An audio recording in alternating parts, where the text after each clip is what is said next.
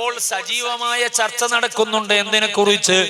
നിങ്ങൾ നോക്കൂ, മുസ്ലിമിന്റെ എല്ലാ ആരാധനകളും അത് നിഷ്ഫലമാക്കാനുള്ള പണികളാണ് ബിദ്അത്തിന്റെ കക്ഷികൾ ചെയ്യാറുള്ളത്. അത് നഷ്ടപ്പെടുത്താനുള്ള പണികളാണ് ബിദ്അത്തിന്റെ കക്ഷികൾ ചെയ്യാറുള്ളത്. ഈമാനുള്ള മുഅ്മിനീങ്ങൾ വളരെ ഗൗരവത്തോടെ മനസ്സിലാക്കണം, നമ്മളും റബ്ബുമായും തമ്മിലുള്ള ഇടപാടുകളാണ് നമ്മുടെ ഓരോ ആരാധനകളും. നമ്മളും നമ്മെ സൃഷ്ടിച്ച് സംവിധാനിച്ച് പരിപാലിക്കുന്ന പടച്ച റബ്ബും തമ്മിലുള്ള ഇടപാടുകളാണ്. അവനുമായി ബന്ധപ്പെട്ട കടപ്പാടുകളും കടമകളുമാണ്. അത് കൃത്യമായില്ലെങ്കിൽ അടിമകളാകുന്ന നമ്മൾ കുടുങ്ങിപ്പോകും, നമുക്ക് രക്ഷയുണ്ടാവില്ല. അതുകൊണ്ട് രക്ഷപ്പെടണമെന്ന് വിചാരിക്കുന്ന വിശ്വാസികൾ മുഴുവനും നമ്മുടെ അമലുകൾ ക്ലിയർ ആകണമെന്നാണ് നമ്മൾ വിചാരിക്കേണ്ടത്. അങ്ങനെയാണ് നമ്മൾ ശ്രദ്ധിക്കേണ്ടത്. അതിനാണ് നമ്മൾ ഗൗരവം കാണേണ്ടത്. അതിൽ നിന്ന് പിഴച്ചു പോകുന്ന, അത് നഷ്ടപ്പെട്ടു പോകുന്ന ഒരു തലത്തിലേക്കും നമ്മൾ ചെന്ന് ചാടിക്കൂടാ. ഒരു വിശ്വാസിയെ സംബന്ധിച്ചിടത്തോളം അവന്റെ ഏറ്റവും പ്രധാനപ്പെട്ട അമലാണ് നിസ്കാരം എന്നത്. ആ നിസ്കാരത്തെ നമ്മൾ ഗൗരവത്തിൽ കാണേണ്ടതുണ്ട്. എന്റെ പ്രിയപ്പെട്ട മുഅ്മിനീങ്ങളോട് പറയട്ടെ, എന്റെ നഫ്സിനോടും നിങ്ങളോടും നസീഹത്തായി പറയട്ടെ, നിസ്കാരത്തെ നമ്മൾ ഗൗരവത്തിൽ കാണണം. മുത്തുനബി സല്ലല്ലാഹു അലൈഹി വസല്ലമ തങ്ങൾക്ക് റബ്ബിനോട് നേരിട്ട് സംവദിക്കാൻ കിട്ടിയ അവസരം, ആ അവസരം മിഅ്റാജിലൂടെ സാധിച്ചപ്പോൾ മുഅ്മിനീങ്ങളായ നമുക്ക് മിഅ്റാജ് എന്ന നിലയ്ക്ക് ലഭിച്ച അവസരമാണ് നിസ്കാരം. അതിന് ആ അർത്ഥത്തിലാണ് കാണേണ്ടത്. സൃഷ്ടിച്ച നാഥനോടുള്ള നേരിട്ടുള്ള സംഭാഷണമായി, സംവേദനങ്ങളായി, നമ്മുടെ ആവശ്യങ്ങളുടെ സമർപ്പണങ്ങളായി, റബ്ബിലേക്ക് സ്നേഹത്തോടെയുള്ള ആത്മാവിന്റെ ചേർച്ചകളായി നിസ്കാരത്തെ നമ്മൾ കാണേണ്ടതുണ്ട്. അതേ, ആലങ്കാരികമായല്ല, അർത്ഥവത്തായ നിലക്കാണ് അത് സംഭവിക്കേണ്ടത്. റബ്ബിന്റെ മുന്നിലാണ് അല്ലാഹു അക്ബർ എന്ന തക്ബീറത്തുൽ ഇഹ്റാമിന്റെ വാചകം. റബ്ബിന്റെ മുന്നിലുള്ള വിനയത്തിന്റെ വാചകമാണത്. ഞാനൊന്നുമല്ല, ഞാൻ നിസ്സാരനാണ്, ഞാൻ വളരെ നിന്ദ്യനാണ്, വലുപ്പത്തരം പറയാൻ എനിക്ക് അവകാശമില്ല, എനിക്ക് ഒരു കിബറിന്റെ മനസ്സും ഉണ്ടായിക്കൂടാ. പിന്നെ വലിയവനാരാണ്, ഉന്നതനാരാണ്, ശ്രേഷ്ഠനാരാണ്, ഔന്നിത്യമുള്ളവനാരാണ്? അല്ലാഹു അക്ബർ, അല്ലാഹു അക്ബർ, അല്ലാഹു അക്ബർ. നിസ്കാരത്തിൽ ആവർത്തിച്ചുരുവിടുന്ന വാചകമാണത്. അത് വെറുതെ ഉരുവിടുന്നതല്ല, അത് മനസ്സിനോട് ചേർത്തു വെച്ച് പറയേണ്ടതാണ്. റബ്ബിന്റെ മുന്നിലുള്ള സമർപ്പണത്തിന്റെ പ്രയോഗമാണ്. അല്ലാഹുവാണ് വലിയവൻ, അല്ലാഹുവാണ് വലിയവൻ, അല്ലാഹുവാണ് വലിയവനെന്ന് ആവർത്തിച്ചു പറയുമ്പോൾ അടിമയാകുന്ന ഞാൻ ഒന്നിനുമല്ലാത്തവനാണ്, ദുർബലനാണ്, നിസ്സാരനാണ്, ഞാൻ ഒന്നിനും കൊള്ളാത്തവനാണ്. ഈ ബോധത്തിലേക്ക് എന്റെ കൽബ് വരാൻ, നമ്മുടെ കൽബ് വരാനുള്ള വാചകമാണത്. അങ്ങനെ റബ്ബിന്റെ ഔന്നിത്യത്തെ വാഴ്ത്തിക്കൊണ്ട് ആരംഭിക്കുന്ന നിസ്കാരത്തിലേക്ക് നമ്മളൊന്ന് ഇടപെടുമ്പോൾ, ഓ സഹോദരാ, പെങ്ങളെ, മനസ്സെവിടെയോ ആയി നമ്മൾ അതിലേക്ക് പ്രവേശിച്ചുകൂടാ. നമുക്ക് സർവാധി അനുഗ്രഹങ്ങളും തരുന്ന സൃഷ്ടാവിന്റെ മുന്നിലേക്ക് സന്തോഷത്തോടെ നിൽക്കാൻ കിട്ടിയ അവസരമാണ്. അത് വല്ലാത്തൊരു സംതൃപ്തിയാണ്. ലോകത്ത് കഴിഞ്ഞു പോയതും ജീവിച്ചു കൊണ്ടിരിക്കുന്നതുമായ എത്രയോ വലിയ അധികാരികൾക്ക് ലഭിക്കാത്ത സൗഭാഗ്യമാണത്. അമേരിക്കയുടെ പ്രസിഡന്റിന് ട്രംപിന് അത് ലഭിച്ചിട്ടില്ല. മനുഷ്യക്കുരി നടത്തുന്ന അതേ ഇസ്രായേലിന്റെ നരാധമനായ ഫലസ്തീനെ ഇല്ലായ്മ ചെയ്യാൻ ശ്രമിക്കുന്ന നെതന്യാഹുവിന് അതിന് ഭാഗ്യം ലഭിച്ചിട്ടില്ല. ഞങ്ങളാണ് ലോകത്തെ വമ്പന്മാരെന്ന അഹങ്കാരത്തിന്റെ മനസ്സോടെ നിൽക്കുന്ന പലർക്കും അതിനവസരം ലഭിച്ചിട്ടില്ല. എന്നാൽ നമുക്കോ അൽഹംദുലില്ലാഹ് വെള്ളവും വെളിച്ചവും അതേ എല്ലാ അനുഗ്രഹങ്ങളും ഓരോ സെക്കൻഡിലും ചെയ്തു തരുന്ന സൃഷ്ടാവിനോട് വിനയത്തോടെ സ്നേഹത്തോടെ മനസ്സ് വെച്ചുകൊണ്ട് നമുക്ക് അവന്റെ മുന്നിൽ നിൽക്കാൻ അവസരമുണ്ടല്ലോ. അതെത്ര സൗന്ദര്യമുള്ളതാണ്, അതെത്ര ശ്രേഷ്ഠമാണ്, അതെന്തൊരാനന്ദമാണ്. അതേ താജുൽ ഉലമ തങ്ങളെ കുറിച്ച് ഓർമ്മിക്കുന്ന മജ്ലിസിൽ ഞാനൊന്ന് ഓർത്തോട്ടെ. സിറാജുൽ ഹുദയുടെ കീഴിൽ നാദാപുരത്തെ ടൗണില് ഒരു പള്ളി ഉദ്ഘാടനത്തിന് തന്റെ വഫാത്തിനോടടുത്ത തൊട്ടു മുമ്പുള്ള റമദാനിൽ അവിടുന്ന് എത്തിച്ചേർന്നപ്പോൾ സുബ്ഹാനല്ലാഹ് അവിടുന്ന് പ്രായത്തിന്റെ വല്ലാത്ത ക്ഷീണമുണ്ട്, ചെറിയ രോഗത്തിന്റെയും ക്ഷീണമുണ്ട്. ജുമഅക്ക് പള്ളി ഉദ്ഘാടനം ചെയ്ത് ആദരണീയരായ പേരോട് ഉസ്താദിന്റെ വീട്ടിലേക്ക് വിശ്രമിക്കാൻ പോയിട്ട് അവിടെ വെച്ച് നോമ്പ് തുറന്നപ്പോൾ തങ്ങളോട് ചോദിക്കുന്നുണ്ട്, നിങ്ങൾ ഇവിടെ നിന്നാണോ തറാവീഹ് നിസ്കരിക്കുന്നത്? സ്വാഭാവികമായും പരിക്ഷീണനായി നിൽക്കുന്ന വ്യക്തിയായതുകൊണ്ട് അങ്ങനെ ഒരു ചോദ്യം ന്യായമാണ്. അപ്പോഴാണ് സയ്യിദ് അവരുടെ മറുപടി ഞാൻ എൻ്റെ കാതുകൊണ്ട് നേരിട്ട് കേട്ടതാണ് പറയുന്നത്.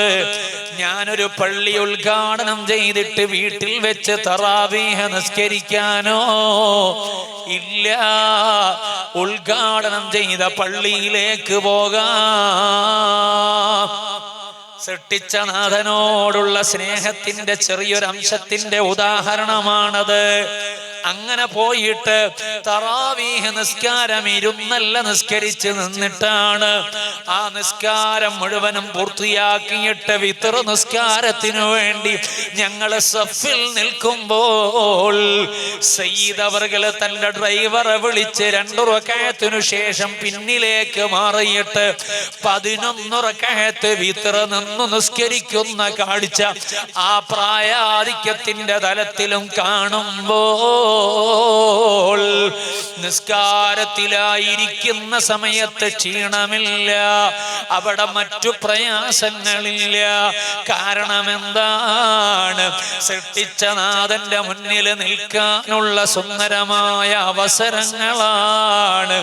ആ അവസരങ്ങളെ ആവേശത്തോടെ ഉപയോഗപ്പെടുത്തുന്നതിന്റെ മധുരതരമായ കാഴ്ചയാണത്. ഇതെന്റെ നേരിട്ട് കണ്ണുകൊണ്ട് കാഴ്ച ഞാനൊന്ന് ഓർമ്മിച്ചു എന്ന് മാത്രമേ ഉള്ളൂ. അതാണ് ഇഷ്കിന്റെ മനസ്സ്, റബ്ബിനോടുള്ള സ്നേഹത്തിന്റെ മനസ്സ്. ശരീരത്തിന്റെ ക്ഷീണത്തെക്കാൾ പ്രസക്തി എന്താണ്? ഈ ശരീരത്തെ ഇതുവരെയും ഇവിടെ സംവിധാനിച്ചു തന്ന പടച്ച റബ്ബിനോടുള്ള ഇഷ്ടമാണ് മനസ്സിനെ യഥാർത്ഥത്തിൽ ശക്തിപ്പെടുത്തുന്നത്. ആ കാഴ്ചയാണ് അതിലൂടെ നമ്മൾ വായിച്ചെടുക്കേണ്ടത്. ഞാൻ ദീർഘമായി സയ്യിദ് അവരുടെ ജീവിതത്തെ കുറിച്ച് പറഞ്ഞു പോവല്ല. ഈ സദസ്സ് അവർക്ക് വേണ്ടി കൂടെയുള്ള ആയതുകൊണ്ട് വിഷയ സംബന്ധിയായ ഒരു അനുഭവം ഞാൻ എടുത്തു പറഞ്ഞു എന്ന് മാത്രമേ ഉള്ളൂ.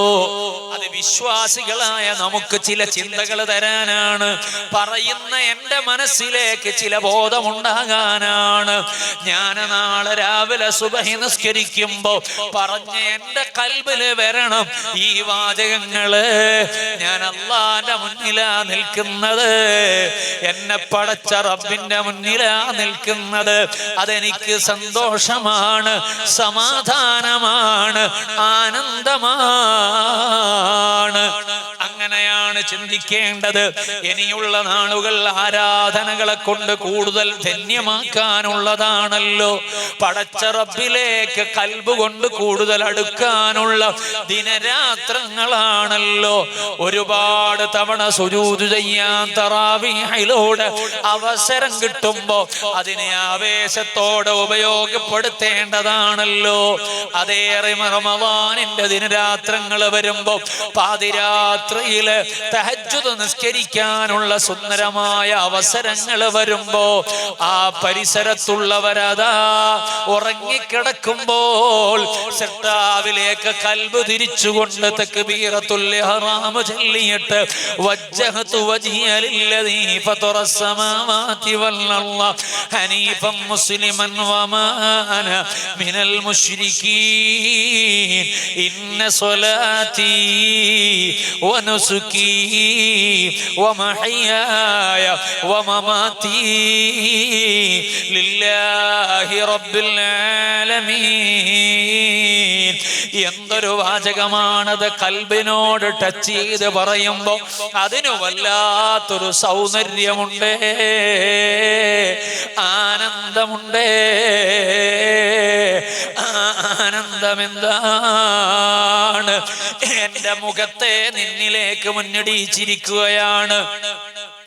സർവകാര്യങ്ങളിലും അധികാരമുള്ള ഫാത്തിറുസ് സമാവാതി വൽ അർള്, ആകാശഭൂമികളുടെ മുഴുവനും എല്ലാവിധ അധികാരങ്ങളുമുള്ള കൃത്യമായ കാര്യങ്ങളെ ക്രമീകരിക്കുന്ന സൃഷ്ടാവിന്റെ മുന്നിലേക്ക് എന്റെ ശ്രേഷ്ഠമായ അവയവത്തെ മുന്നിടിച്ചിരിക്കുകയാണെന്ന് പറഞ്ഞിട്ട് എന്റെ ജീവിതവും എന്റെ മരണവും എന്റെ സർവസ്വവും അല്ലാഹുവിന്റെ മുന്നിൽ ഇതാ സമർപ്പിക്കുന്നു എന്ന സുന്ദരമായ വാഗ്ദാനത്തിന്റെയും അല്ലെങ്കിൽ പ്രതിജ്ഞയുടെയും വാചകം പറഞ്ഞ് നമ്മൾ ദുആഉൽ ഇഫ്തിതാഹിലൂടെ ആരാധനയുടെ ആമുഖത്തിലേക്ക് പ്രവേശിച്ചിട്ട് സഞ്ചരിക്കുമ്പോൾ എന്തൊരു സൗന്ദര്യമാണ് അതിനുള്ളത്! ആ സൗന്ദര്യത്തെ നമ്മൾ അനുഭവിച്ചോന്ന് ചോദിച്ചാൽ നമുക്ക് വേണ്ടത്ര അനുഭവിക്കാൻ പറ്റിയിട്ടില്ല. അതുകൊണ്ടാണ് 4 റക്അത്ത് കടമ കഴിക്കുന്നത് പോലെ നിസ്കരിച്ച് തീർക്കുന്നത്. അതിന്റെ മുമ്പും പിന്നുള്ള റവാത്തിബ് നിസ്കാരത്തെ കുറിച്ച് ആലോചിക്കാൻ തന്നെ നമുക്ക് മനസ്സ് വരാത്തത്. നരകത്തിൽ നിന്നുള്ള മോചനത്തിന് വഴിയൊരുക്കുന്ന സുന്നത്തായ റവാത്തിബ് നിസ്കാരത്തെ കുറിച്ച് ചിന്തിക്കാൻ നമുക്ക് മനസ്സ് വരാത്തത്. അതേസമയം മുത്തുനബിക്കോ സുജൂദിലായി കിടന്നിട്ട് പൂതി മാറാതിരിക്കുന്നത്, ജീവിതത്തിന്റെ സായാഹ്നത്തിൽ അവസാന ആഗ്രഹം എന്തെന്ന് ചോദിക്കുമ്പോൾ തന്റെ ഭാര്യ സന്താനങ്ങളെ കാണണമെന്ന് പറയുന്നതിന് പകരം തന്റെ സൃഷ്ടാവിന്റെ മുന്നിൽ എനിക്ക് 2 റക്അത്ത് നിസ്കരിക്കാൻ അവസരം തരണമെന്ന് മുശ്രിക്കുകളോട് ആവശ്യപ്പെടുന്ന ഖുബൈബ് തങ്ങളെ കാണുന്നത്. ശരീരത്തെ കഷ്ണങ്ങളായി ഛേദിക്കുമ്പോഴും വിശ്വാസത്തിൽ നിന്ന് പിന്തിരിയാനും മുത്തുനബിയോടുള്ള അനുരാഗത്തിന്റെ അനന്തമായ തലങ്ങളിൽ നിന്ന് അണുയിളവ് പിറകോട്ട് പോകാതെ ഉറച്ചു നിൽക്കാനുള്ള മാനസിക ദാർഢ്യത്തോടെ നിൽക്കുന്ന മഹാനായ ഖുബൈബ് തങ്ങള് അവസാന ആഗ്രഹം ചോദിച്ചപ്പോ 2 റക്അത്ത് നിസ്കരിക്കാൻ അവസരം തരുമോന്നാണ് മടക്കിയുള്ള ആവശ്യം. വേഗം 2 റക്അത്ത് നിസ്കരിച്ചു തീർത്തിട്ട് പറയുന്നുണ്ട്, ഇല്ല, എന്നെ സൃഷ്ടിച്ച നാഥന്റെ മുന്നിൽ സുജൂദ് കിടന്നിട്ട് എനിക്ക് പൂതി മാറിയിട്ടില്ല, എനിക്ക് ആഗ്രഹം തീർന്നിട്ടില്ല, എനിക്ക് മനസ്സിന് അതാ അതിന്റെ ആവേശം കഴിഞ്ഞിട്ടില്ല. പക്ഷേ ഞാൻ എന്റെ സുജൂദ് ദീർഘിപ്പിച്ചാൽ പരിസരത്ത് നോക്കി നിൽക്കുന്ന ശത്രുക്കളായ നിങ്ങൾ വിചാരിക്കും ഖുബൈബിന് മരിക്കാൻ പേടിയുണ്ട്, ആളൊരു ഭീരുവാണെന്ന് വിചാരിക്കും. അതുകൊണ്ടാണ് ഞാൻ എന്റെ നിസ്കാരം ദീർഘിപ്പിക്കുന്നതെന്ന് നിങ്ങൾ എന്നെ കുറിച്ച് പറഞ്ഞു കളയുന്നത് എനിക്കിഷ്ടമില്ല. അതുകൊണ്ട് ഞാനൊരു ഭീരുവല്ല എന്ന് തെളിയിക്കാനാണ് വേഗത്തിൽ എന്റെ നിസ്കാരം നിർവഹിച്ച് നിങ്ങളെ മുന്നിൽ എഴുന്നേറ്റു നിൽക്കുന്നത്. അതല്ലാതെ എന്റെ നാഥന്റെ മുന്നിൽ സുജൂദ് കടന്നിട്ട് എനിക്ക് പൂതി മാറിയിട്ടില്ല. ഇതും പറഞ്ഞുകൊണ്ട് അവരുടെ മുന്നിൽ നിൽക്കുമ്പോ അതേ അവിടുത്തെ വിശ്വാസത്തിൽ നിന്ന് പിന്തിരിക്കുന്നതിന് വേണ്ടി തന്റെ അവയവങ്ങളെ ഛേദിച്ച് രക്തമിങ്ങനെ വാർന്നൊലിക്കുമ്പോൾ മഹബത്തിന്റെ വിശാലമായൊരു തലത്തെ അനുഭവിക്കണോ, ഇത് മദീനയിലേക്ക് കൂടെ കണക്ട് ചെയ്യപ്പെടേണ്ട മജ്‌ലിസായതുകൊണ്ട് ഞാനൊന്ന് പറഞ്ഞു പോകുന്നു. എന്റെ സംസാരം പലയിടങ്ങളിലായി ഡൈവേഷൻ സംഭവിക്കുന്നുണ്ടെന്ന് എനിക്കറിയാം. എഴുന്നേറ്റ് നിൽക്കുന്ന സമയത്ത് പറയണമെന്ന് വിചാരിച്ച കാര്യങ്ങളിലൂടെയല്ല ഇപ്പോഴുള്ള സംസാരം പോകുന്ന വഴിയിൽ അങ്ങനെ പോകട്ടെ എന്ന് വിചാരിക്കുകയാണ്. ആ വഴിയിലാണ് ഖുബൈബ് തങ്ങളെ ഒന്ന് പരിചയപ്പെടുന്നത്. ഹബീബിലേക്ക് ചേരാൻ ഈ മജ്‌ലിസ് സബബാകണം. റൗളയോട് മദീനയോട് നേരിട്ട് സംവദിക്കാനും ഈ സദസ്സുകൊണ്ട് നമുക്ക് അവസരമുണ്ടാകണമല്ലോ. അതുകൂടെ വെച്ച് ഞാൻ പറഞ്ഞു പോകുന്നു. രക്തം ശരീരത്തിൽ നിന്ന് വാർന്നൊലിക്കുമ്പോൾ മുശ്രിക്കുകൾ ചോദിച്ചു, നിങ്ങളെ രക്ഷപ്പെടുത്തിക്കോളാം, ഒരു വാചകം പറയുമോ? എന്താണ് ആ വാചകം? എന്താണ് ആ വാചകം? അതേ, നിങ്ങളെ സ്ഥാനത്ത്, എന്റെ സ്ഥാനത്ത്, അതേ ഹബീബായ അഷ്റഫുൽ ഖൽഖ് റസൂലുള്ളാഹ് സ്വല്ലല്ലാഹു അലൈഹി വസല്ലം തങ്ങളാകുന്നത് ഞാൻ ഇഷ്ടപ്പെടുന്നു എന്നൊരു വാചകം പറയുമോ? അങ്ങനെ ഒരു വാചകം പറഞ്ഞാൽ നിങ്ങളെ ഞങ്ങൾ കൊല ചെയ്യുന്നതിൽ നിന്ന് മോചിപ്പിച്ചു കൊള്ളാം എന്ന് പറഞ്ഞ സമയത്ത് മഹാനായ ഖുബൈബ് റളിയല്ലാഹു അൻഹു പറഞ്ഞു, ഇല്ല, ഞാനത് പറയില്ല, ഞാനത് പറയില്ല. എന്തുകൊണ്ടെന്നാണ് അറിയോ? ഹബീബായ റസൂലുള്ളാഹി സ്വല്ലല്ലാഹു അലൈഹി വസല്ലമ തങ്ങളോടുള്ള വല്ലാത്ത ഇഷ്ടത്തിന്റെ പേരിലാണ് ഒരു വാചകമേ പറയുണ്ടോ, അതുഹിബ്ബു അൻ യകൂന മുഹമ്മദുൻ മകാനക വ അൻത നാജ. ഓ ഖുബൈബേ, ഈ വാചകം ഇങ്ങനെ ഒന്ന് പ്രതികരിച്ചാൽ മതി, നിങ്ങൾ രക്ഷപ്പെടുമെന്ന് പറഞ്ഞപ്പോ ഫയഖൂലു, മഹാനവറുകൾ പറയുന്നു, വദ്ദിമാഉ തൻസിഫു മിൻഹു, ശരീരത്തിൽ നിന്ന് രക്തം ഇങ്ങനെ വാർന്നൊലിക്കുന്നുണ്ട്. അപ്പോഴാണ് പറയുന്നത്, വല്ലാഹി മാ ഉഹിബ്ബു അൻ അകൂന ആമിനൻ വാദിഅൻ ഫീ അഹ്ലി വവലദി വഅന്ന മുഹമ്മദൻ യുഖസു ബിശൗകാ. എനിക്കെന്റെ കുടുംബത്തിന്റെ കൂടെ സ്വസ്ഥമായി ജീവിക്കാനാണോ, അതിനാണോ? അല്ലാഹുവിനെ തന്നെയാണ് സത്യം. ഞാൻ പറയട്ടെ, ഞാൻ ഇഷ്ടപ്പെടുന്നില്ല മുത്തുനബിക്കൊരു മുള്ളുകുത്തുന്ന വേദന അനുഭവിച്ചിട്ട് ഞാൻ എന്റെ കുടുംബത്തിന്റെ കൂടെ സ്വസ്ഥമായി നിൽക്കുന്നത് എനിക്കിഷ്ടമില്ല. അതുകൊണ്ട് അവിടുത്തേക്കൊരു ചെറിയ വേദന പോലും അതേ ഞാൻ ഇഷ്ടപ്പെടൂല.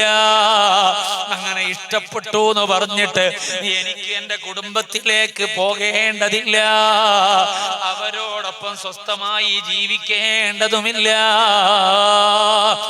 ഈ ഉറച്ച നിലപാടങ്ങ് പറഞ്ഞപ്പോൾ അതേ വിളിച്ചു പറഞ്ഞു, ഉഖ്തുലൂ ഉഖ്തുലൂ, എനിക്ക് നിർത്തേണ്ടതില്ല, കൊന്നുകളയോ, താമസിപ്പിക്കണ്ട എന്ന മക്കയിലെ മുശ്രിക്കുകൾ പറഞ്ഞപ്പോ അതേ നെഞ്ചു നിവർത്തിയിട്ട് ഖുബൈബ് റളിയല്ലാഹു അൻഹു അതേ മുത്തുനബി സല്ലല്ലാഹു അലൈഹി വസല്ലമ തങ്ങളോടുള്ള സ്നേഹം പ്രകടിപ്പിച്ചുകൊണ്ട് ധീരമായി പ്രതികരിക്കുന്നു. റബ്ബിനോട് ദുആ ചെയ്ത് മടങ്ങുന്നു. അതേ, ഈ ധീരമായ മഹബ്ബത്തിന്റെ ഇടപെടൽ കണ്ടു നിൽക്കുന്ന ഒരാളുണ്ട്. അയാള് മുശ്രിക്കുകളെ കൂടെയാണ്. പേര് സഈദ് ഇബ്നു ആമിർ എന്നാണ് പേര്. ആ പേരുള്ള മനുഷ്യൻ മക്കയിലെ മുശ്രിക്കുകളോടൊപ്പം ഖുബൈബ് എന്നവരെ കൊല ചെയ്യുമ്പോ കൂടെ ഉണ്ടായിരുന്നവരാണ്. ഈ കാഴ്ചയൊക്കെ അദ്ദേഹം കണ്ടു. ആ കാഴ്ചയൊക്കെ കണ്ട് എന്ത് ചെയ്തു? അദ്ദേഹം വീട്ടിലേക്ക് തിരിച്ചുപോയി. അങ്ങനെ വീട്ടിലേക്ക് തിരിച്ചുപോയപ്പോ സുബ്ഹാനല്ലാഹ്, ആ വീട്ടിലെത്തിയതിനു ശേഷം ഉറങ്ങാൻ കിടക്കുമ്പോൾ ഉറക്ക് വരുന്നില്ല. ഉറങ്ങാൻ കിടക്കുമ്പോൾ ഉറക്ക് വരുന്നില്ല. ചെറുങ്ങനെ ഒന്ന് ഉറങ്ങിയപ്പോഴോ അതാ പെട്ടെന്ന് ഞെട്ടി ഉണർന്നു. എന്നിട്ടോ ആ ഞെട്ടി ഉയർന്ന സമയത്ത് എന്താണ് കാണുന്നത്? അമാമഹു വഹുവ യുസല്ലി റകഅതൈൻ അൽഹാദിയതൈൻ അൽമുത്മഇന്നതൈൻ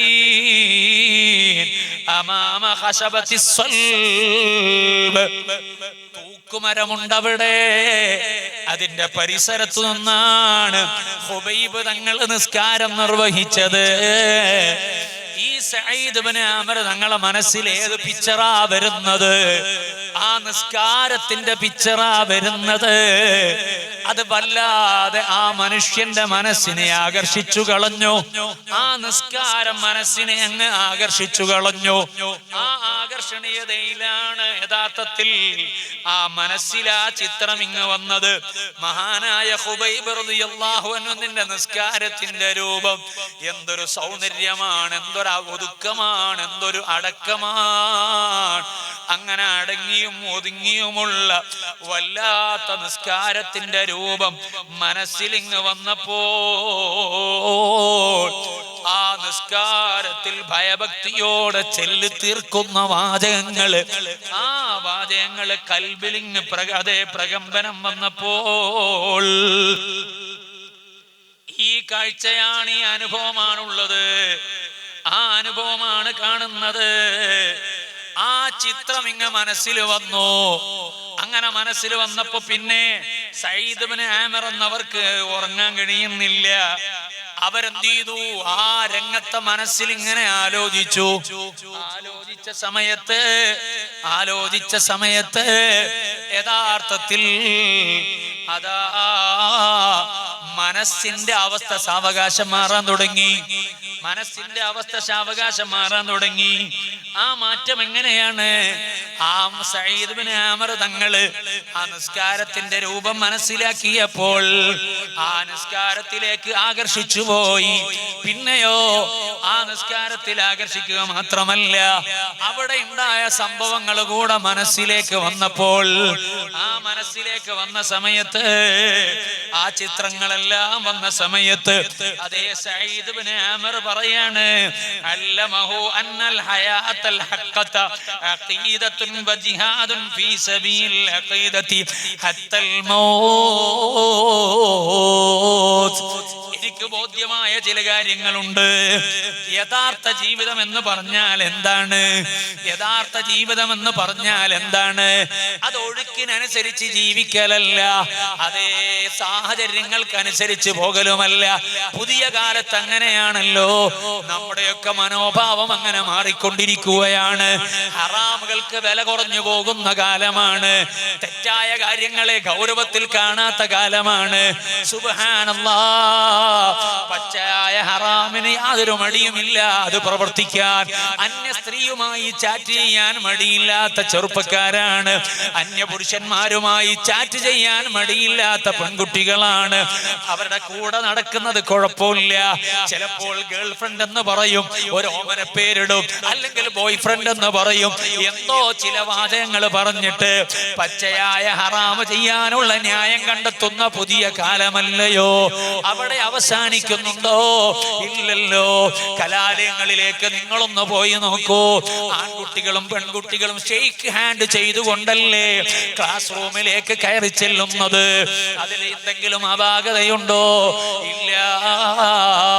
ഇനിയോ ആ ക്ലാസ്സിലെ ആൺകുട്ടികളെ മുഴുവനും വീട്ടിൽ കൊണ്ടുവന്ന് ക്ഷണിച്ചിട്ട് ആ ക്ലാസ്സിലുള്ള വിദ്യാർത്ഥികൾക്ക് വേണ്ടി എല്ലാവരും ഒരുമിച്ച് ഭക്ഷണം ഉണ്ടാക്കി കൊടുക്കുന്നതോ അത് രക്ഷിതാക്കൾ ഉമ്മമാക്കളല്ലയോ, ഉമ്മമാരല്ലയോ? ഇതെല്ലാം പച്ചയായ ഹറാമിന് കൂട്ടുനിൽക്കലല്ലേ? ഇത് ഞാനൊരു ഉദാഹരണം പറഞ്ഞതാണ്. ഇങ്ങനെ ഓരോ കാര്യങ്ങളും ഇന്ന് വില കുറയുകയാണ്. സുബ്ഹാനല്ലാഹ്. ഇന്നതാ മയക്കുമരുന്നിന്റെ അതിപ്രസരമാണ്. കഞ്ചാവ് ഹലാലാക്കുന്ന കാലമാണ്.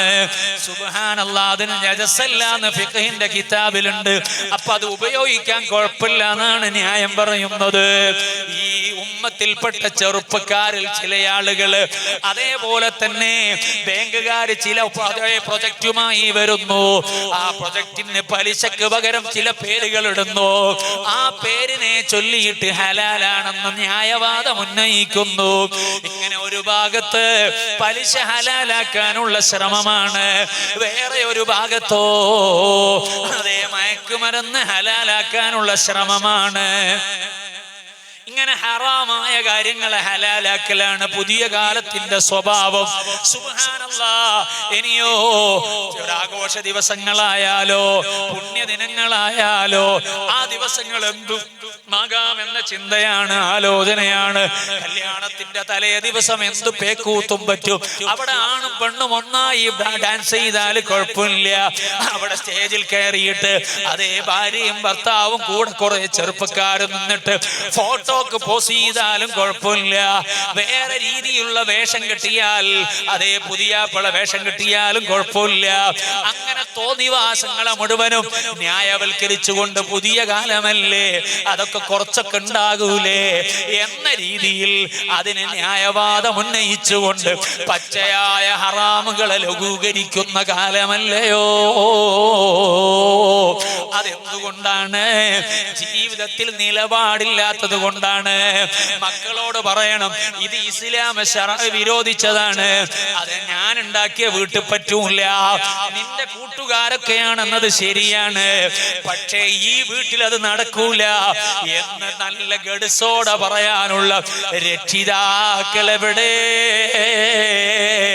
കപ്പാസിറ്റിയുള്ള വാപ്പമാരെവിടെ? കാരണവന്മാരെവിടെ? കാണുന്നില്ല. സുബ്ഹാനല്ലാഹ്. ചിലപ്പോൾ വല്ലാതെ പെട്ടുപോവുകയാണ്.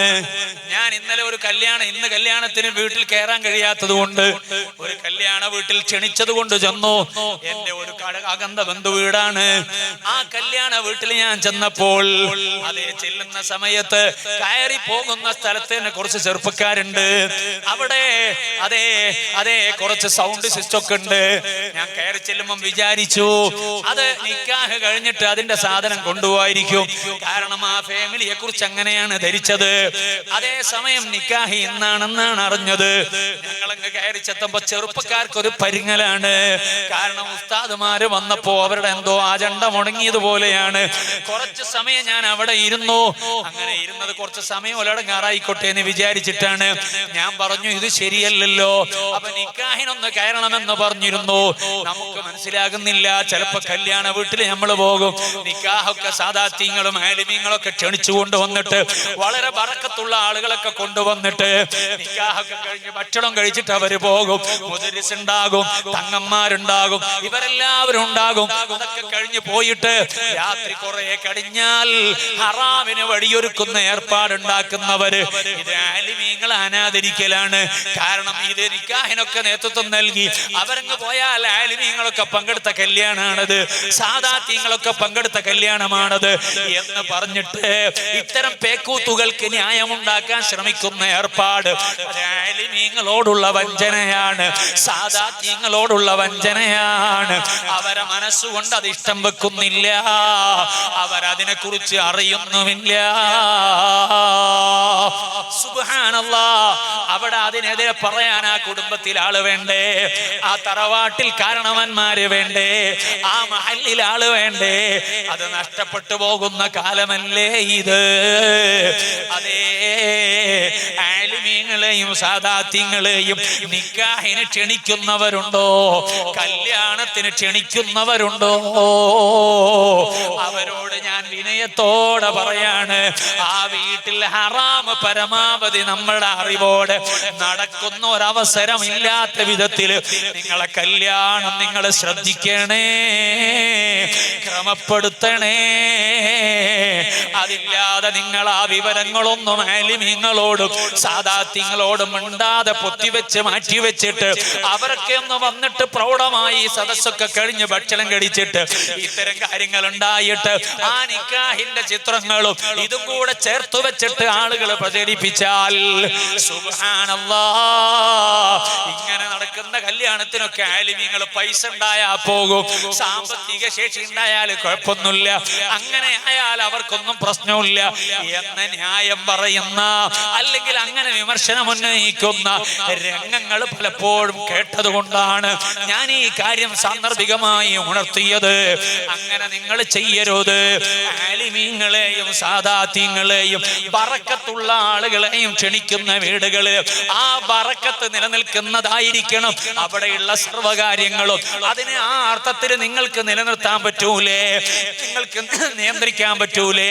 എന്നാൽ ആലിമീങ്ങളെ ക്ഷണിക്കണ്ട, സാദാത്യങ്ങളെ ക്ഷണിക്കണ്ട. അവർക്ക് വെറുതെ നിങ്ങളെ കൊണ്ട് പേരുദോഷം വരേണ്ടല്ലോ, അവരെ ജനങ്ങളെ തെറ്റിദ്ധരിച്ചിട്ട് ഫിത്നയും ഫസാദും പറയണ്ടല്ലോ. ആ കാര്യമെങ്കിലും ഇല്ലാതായി കിട്ടിയാൽ വലിയൊരു അനുഗ്രഹമാണല്ലോ. ഞാൻ ഇടക്ക് സൂചിപ്പിച്ചു എന്ന് മാത്രമേ ഉള്ളൂ. ഞാൻ എന്തിനാണ് ഓർമ്മിപ്പിച്ചത്? ഹറാമുകൾക്ക് വില കുറഞ്ഞു പോകുന്ന കാലമാണ്. ആ നിലയ്ക്ക് ഹറാമിന് വില കുറഞ്ഞു പോകുന്നതിന്റെ കാരണം എന്താണ്? അതിൽ നിലപാടില്ലായ്മയാണ്.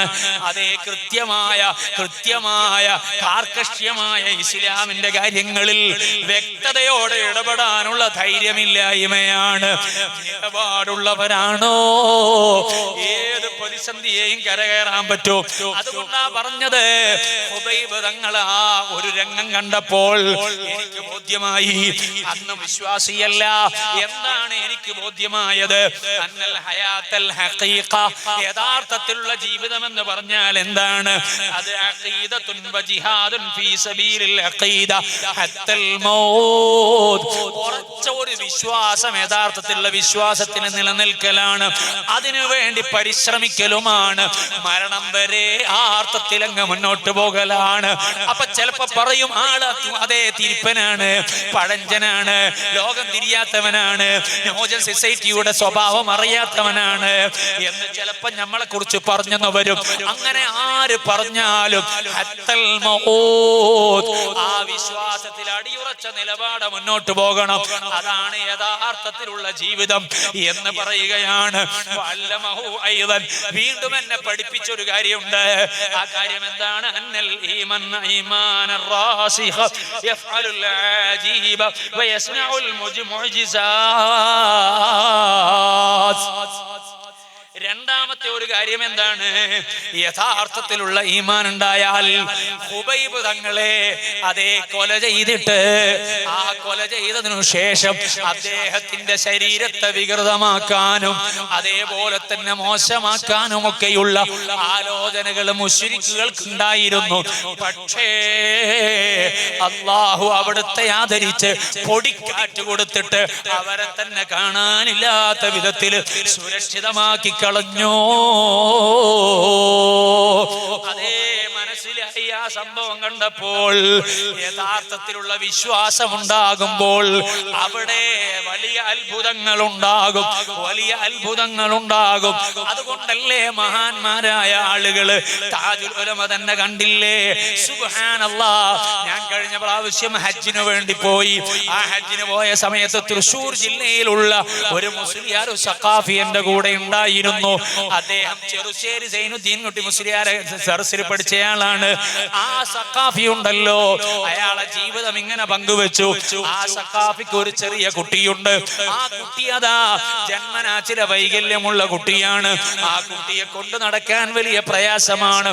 ആ പ്രയാസമൊന്ന് സഹിലായി കിട്ടാൻ പലയിടങ്ങളിലും മഹാന്മാരെ അടുക്കലേക്ക് അവിടുന്ന് പോയിട്ടുണ്ട്. പക്ഷേ അതിന് വേണ്ടത്ര പരിഹാരം കിട്ടിയില്ല. അങ്ങനെയാണ് ഉള്ളാളത്തേക്ക് മദനി ശരീഫ് തങ്ങളെ അടുക്കലേക്ക് വരുന്നത്. ആരെ കാണാനാണ്? മഹാനവറുകളെ മദനി തങ്ങളെ സിയാറത്ത് ചെയ്യാനാണ്. അത് മാത്രമല്ല താജുൽ ഉലമയെയും കണ്ട് സങ്കടം പറയാനാണ്. അങ്ങനെ അദ്ദേഹത്തിട്ട് അവിടെ അയാൾ നേരിട്ട് എന്നോട് പറഞ്ഞ കാര്യമാണ്. വേറെ ഇടക്ക് വേറെ ആളും ഇല്ല. അയാളുടെ ജീവിതത്തിന്റെ അനുഭവം കൂടെയാണ്.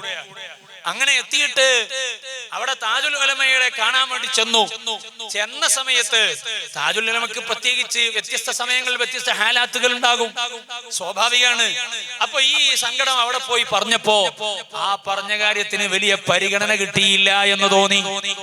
പ്രത്യേകിച്ച് കാര്യമായ മറുപടി ഒന്നും കിട്ടിയില്ല. അപ്പൊ ഈ മനുഷ്യന് മനസ്സിൽ വല്ലാത്ത സങ്കടമായി. കാരണം എന്താണ്? വലിയ ഒരു പ്രതീക്ഷയോടെ അനുഭവിക്കുന്ന ഒരു പ്രയാസത്തിൽ നിന്ന് പരിഹാരം കിട്ടാനല്ലേ ആ മനുഷ്യൻ വന്നത്. ആ പരിഹാരം കിട്ടിയില്ല എന്ന തോന്നലാണ് അദ്ദേഹത്തിന്. ആ വേദനയിൽ തിരിച്ചിങ്ങ് ഇറങ്ങിയപ്പോ അതേ പള്ളിയിലേക്ക് വരുന്ന സമയത്ത് മദനി കോളേജിൽ ഒരു മുദർരിസ് അവിടെയുണ്ട്. അദ്ദേഹത്തോട് ഈ സങ്കടം പറഞ്ഞു. സങ്കടം പറഞ്ഞപ്പോ അയാൾ പറഞ്ഞു, നിങ്ങൾ ഒരു കാര്യം ചെയ്യും, നിങ്ങള് പുലിമൂപ്പരുണ്ട് ഇവിടെ, അദ്ദേഹത്തിന്റെ ഖബറുണ്ട്, അത് മഹാനവറുകളെ ശൈഖ് കൂടെയാണ്, അതുകൊണ്ട് അവിടെ പോയിട്ട് സിയാറത്ത് ചെയ്തിട്ട് അവരോട് സങ്കടം പറയും. താജുൽ ഉലമയിൽ ഒരു പരിഹാരം കിട്ടണം എന്ന നിലക്ക് അവിടെ പോയിട്ട് എന്ത് ചെയ്യും? പുലിമുദ്ദീൻ സാഹിബിന്റെ അവിടെ ഹദറത്തിൽ പോയിട്ട് പറഞ്ഞാൽ മതി എന്ന് പറഞ്ഞിട്ട് ഒരു ഉപദേശം കൊടുത്തു അവിടെയുള്ള ഉസ്താദ്. അപ്പൊ ഇയാൾ എന്ത് ചെയ്തു? നേരെ അവിടെ പോയിട്ട് സിയാറത്ത് ചെയ്തു. സിയാറത്ത് ചെയ്തിട്ട് അവിടെ പറഞ്ഞു, ഞാൻ വന്ന ഈ കാര്യം താജുൽ ഉലമ ഒന്ന് ഏറ്റെടുത്ത് പരിഹരിച്ചു തരണം, അതിന് നിങ്ങളൊന്ന് ഇടപെടണം എന്ന രീതിയിൽ അവിടെ സിയാറത്ത് ചെയ്ത് നമ്മൾ പറഞ്ഞു. സിയാറത്തൊക്കെ കഴിഞ്ഞു. പിന്നീട് കുറച്ച് സമയം കഴിഞ്ഞിട്ട് വീണ്ടും താജുൽ ഉലമയെ കാണാൻ വേണ്ടി ചെന്നു. അപ്പൊ ഈ മനുഷ്യൻ പറയാണ്, ഞാൻ അങ്ങ് കയറി ചെല്ലുമ്പോ തന്നെ എന്നോട് പറയുന്നത് എന്താണ്? ഇങ്ങനെയുള്ള ചെറിയ ചെറിയ കാര്യത്തിന് വലിയ വലിയ ആളുകൾ ഇടപെടിക്കലാണോ എന്നാണ് തിരിച്ചു ചോദിക്കുന്നത് എന്നോട്. ആ ചോദ്യമാണ് നേരെ എന്നിലേക്ക് വരുന്നത്. ഞാൻ എന്നെ എന്നിട്ട് അടുത്തേക്ക് വിളിച്ചിട്ട് പറഞ്ഞു, നിങ്ങളെ വന്നത് നിങ്ങളെ കുട്ടിയുടെ വിഷയത്തിനാണോ? ആ കുട്ടി കൂടെയുണ്ടോ എന്നാണ് ചോദിക്കുന്നത്. അതേ, കൂടെയുണ്ട്. ആ സമയത്ത് താജുൽ ഉലമ കുട്ടിയെ കൊണ്ടുവരാൻ പറഞ്ഞു. ആ കുട്ടിയുടെ തലയിൽ ഒരു തുണി വെച്ച് മന്ത്രിച്ചു കൊടുത്തു. എന്നിട്ട് ഈ മനുഷ്യനോട് പറഞ്ഞു, നിങ്ങൾക്ക് ആഖിറത്തിലേക്കുള്ള വലിയ സമ്പാദ്യമാണ്, ഇത് നിങ്ങൾക്ക് ആഖിറത്തിലേക്കുള്ള വലിയ സമ്പാദ്യമാണ്. അതുകൊണ്ട് കുട്ടി എന്ത് കുരുത്തക്കേട് കളിച്ചാലും നിങ്ങളൊന്നും പറയാൻ പോകണ്ട, അവൻ എന്ത് വികൃതി കളിച്ചാലും നിങ്ങളൊന്നും പറയാൻ പോകണ്ട, നിങ്ങളെ മനസ്സിന് മുഷിപ്പും തോന്നണ്ട, നിങ്ങളങ്ങ് സഹിച്ചു കളയൂ, ഭാര്യയോടും സഹിച്ചു കളയാൻ പറയൂ, ഇത് നിങ്ങൾക്ക് ആഖിറത്തിലേക്കുള്ള വലിയ സമ്പാദ്യമാണ് എന്ന് പറഞ്ഞിട്ട് ആശ്വസിപ്പിച്ച് തിരിച്ചേക്കുന്നു. സുബ്ഹാനല്ലാഹ്. മഹാന്മാർ ഈമാൻ ഉറച്ചാൽ അവരിൽ നിന്ന് അത്ഭുതമുണ്ടാകും, വലിയ അത്ഭുതങ്ങൾ ഉണ്ടാകും. ഞാൻ ഒരു ഉദാഹരണം പറഞ്ഞതാണ്. മുഅ്മിനീങ്ങളെ, ഇദാ സഈദ് ഇബ്നു ആമിർ എന്ന അയാൾ പറയാണ് ഈമാനിന്റെ അതിന്റെ ഒരു മധുരം പറയുകയാണ്. മൂന്നാമത് അല്ലമഹു അംറൻ ആഖർ, എനിക്ക് മറ്റൊരു കാര്യം കൂടെ ഈ സംഭവം പഠിപ്പിച്ചു. അതെന്താണ്? ഹുവ അന്നർ റജുലല്ലദീ യുഹിബ്ബുഹു അസ്ഹാബുഹു കുല്ലു ഹാദൽ ഹുബ്ബി ഇന്നമാ ഹുവ നബിയ്യുൻ മുഅയ്യദുൻ മിനസ്സമാ. ശരീരം കഷ്ണിക്കപ്പെട്ട നിലക്ക് അതേ ഒരു വാചകം പറയാൻ ചോദിച്ചപ്പോൾ സന്നദ്ധമായില്ലല്ലോ. അങ്ങനെ സന്നദ്ധമാകാതിരുന്ന സമയത്ത് എനിക്കൊരു കാര്യം ബോധ്യപ്പെട്ടു. എന്താണ് ആ കാര്യം? ഒരാൾ ഇത്രമേൽ ഒരാൾ അവരുടെ അനുചരന്മാരാൽ ഇത്രമേൽ ഇഷ്ടപ്പെടുന്നുണ്ടെങ്കിൽ, സ്നേഹിക്കപ്പെടുന്നുണ്ടെങ്കിൽ, ആ ആ സ്നേഹിക്കപ്പെടുന്ന മനുഷ്യൻ അങ്ങനെ സ്നേഹിക്കപ്പെടാനുള്ള കാരണം അയാള് നബിയാകാനേ സാധ്യതയുള്ളൂ, അല്ലാത്ത ഒരു മനുഷ്യനാകാനുള്ള സാധ്യതയില്ല എന്ന ബോധ്യവും ആ ഒരു രംഗം എന്റെ മനസ്സിനെ ബോധ്യപ്പെടുത്തി. നിസ്കാരം നിർവഹിക്കേണ്ടതുപോലെ നിർവഹിച്ചാൽ അത് എതിരാളികളെ മനസ്സിൽ പോലും സ്വാധീനമുണ്ടാക്കുമെന്നാണ്. എതിരാളികളെ മനസ്സിൽ പോലും സ്വാധീനമുണ്ടാക്കുമെന്നാണ്.